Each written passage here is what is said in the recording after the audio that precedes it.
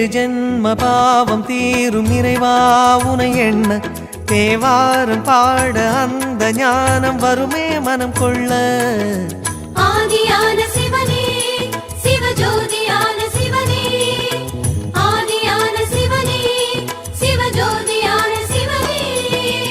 ஏழு ஜென்ம பாவம் தீரும் இறைவா உனை எண்ண தேவாரம் பாட அந்த ஞானம் வருமே மனம் கொள்ள.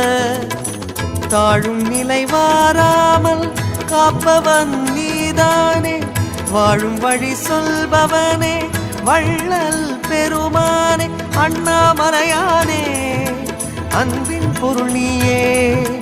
அருணாச்சல சிவனே ஆற்றல் வடிவோனே, சக்தியின் கலையாய் பக்தியின் நிலையாய் தோன்றும் சுடரோனே.